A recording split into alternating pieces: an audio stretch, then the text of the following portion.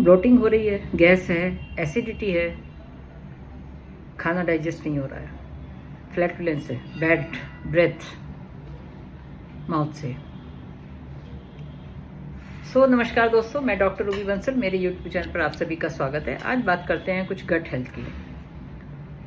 बहुत सारी common problems हैं जो पेशेंट सब आते हैं कि हमें गैस बहुत बन रही है, हमारे को एसिडिटी है, हमारे को कॉन्स्टिपेशन है, पेट ठीक से साफ नहीं होता है और क्या करें। क्या कारण है इनका।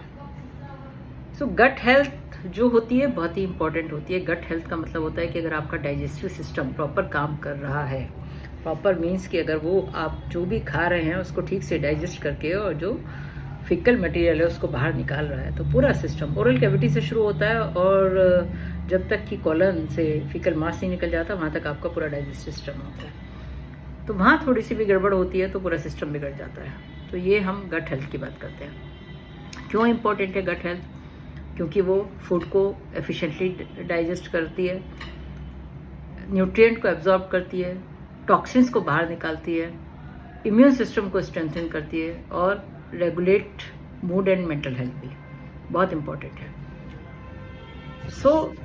प्रॉब्लम्स गट हेल्थ खराब है तो यही सारे हैं जो हमने सिम्टम्स बताए हैं। इवन स्किन इश्यूज तक भी हो सकते हैं, कोलन, फ्रिक्वेंट कोल्ड, इन्फेक्शंस भी, अगर गट हेल्थ आपकी ठीक नहीं है। वो पहले की कहावत है कि पेट सही तो सब सही, और सारी बीमारियों की जड़ पेट ही होता है। तो ये कहावत बहुत हद तक सही है। और जो गट है, गट को हम सेकंड ब्रेन का नाम देते हैं। सेकंड ब्रेन कहा गया है। एक आपका ब्रेन है जो ऊपर होता है दिमाग, और एक पेट के अंदर ब्रेन है। गट को भी आपका सेकंड ब्रेन कहा गया है। तो अगर इन दोनों का संतुलन बिगड़ जाए तो आपकी बहुत सारी बीमारियां, और आपका पेट भी कभी ठीक नहीं रहेगा और आपकी बीमारियां भी नहीं ठीक होंगी। तो इस संतुलन को बनाए रखने के लिए क्या करना है? स्पेशली आपको गट हेल्थ ठीक रखनी पड़ेगी, क्योंकि इसमें जो सेकंड ब्रेन इसीलिए कहते हैं, इसके पेट के चारों तरफ भी बहुत सारे न्यूरॉन्स होते हैं जो सिग्नल्स को भेजते हैं। अगर खराब खाना है तो खराब खाना सिग्नल्स भेजेंगे कि तो आपको कहीं भी पेट में दर्द होगा, आपको मूड खराब होगा, आपको नींद आएगी, आपको किसी भी तरह की प्रॉब्लम हो सकती है। और अगर आप स्ट्रेस में है, मेंटल स्ट्रेस है, एंग्जाइटी है, तो वहाँ उन लोगों को गट की प्रॉब्लम होती है। वो कहेंगे या तो उनको कॉन्स्टिपेशन हो रहा है या उनको डायरिया हो रहा है। जो IBS हम जिसे इरिटेबल बाउल सिंड्रोम कहते हैं, वो भी जो है ब्रेन से ही चलता है। कैसे इम्प्रूव करें गट हेल्थ को नेचुरली? डेफिनेटली खाने पीने का बहुत बड़ा रोल है। Eat a diet rich in fibre. Fibre आपका एक तरह का जो है सिग्नल का, एक तरह का जो ट्रैफिक कंट्रोलर होता है।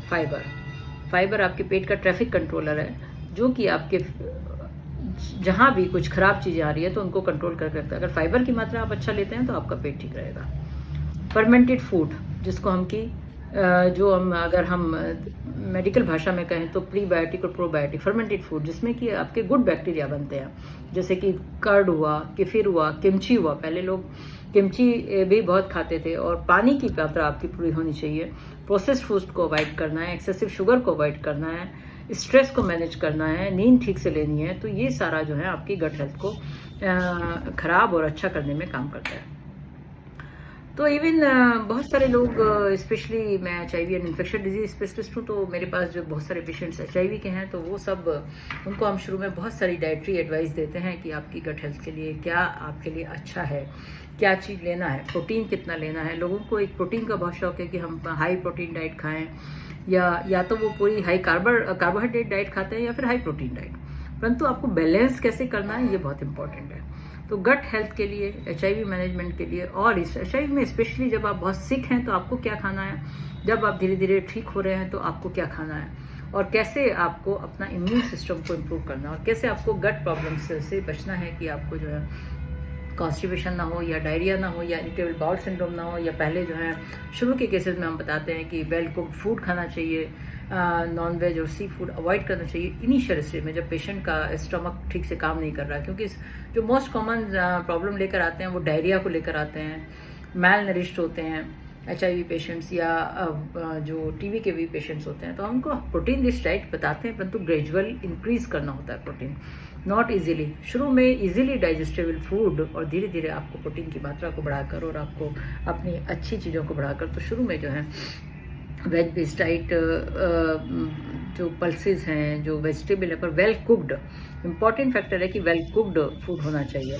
और जो आपके प्रोबायोटिक और प्रीबायोटिक का रोल है वो भी हम ग्रेजुअली बताते हैं, क्योंकि इनिशियल स्टेज में जब इम्यून कॉम्प्रोमाइज होता है तो बहुत ज़्यादा प्रोबायोटिक मतलब कैप्सूल्स स्पेशली लाइव बैक्टीरिया को हम नहीं देते हैं। तो इन चीज़ों का हमें ध्यान रखना चाहिए। तो गट हेल्थ एक बहुत बड़ा टॉपिक है। मैं थोड़ा सा जो है इसको डेली कुछ छोटी छोटी सी वीडियो आपकी गट हेल्थ के लिए बनाऊंगी। तो you just keep listening. Channel को लाइक करिए, सब्सक्राइब करिए, शेयर करिए और बेल बटन को दबाना मत भूलिए। और आपके कोई भी सवाल हैं गट हेल्थ को लेकर या HIV को लेकर या किसी भी और चीज़ को लेकर तो मुझसे पूछते रहिए। धन्यवाद।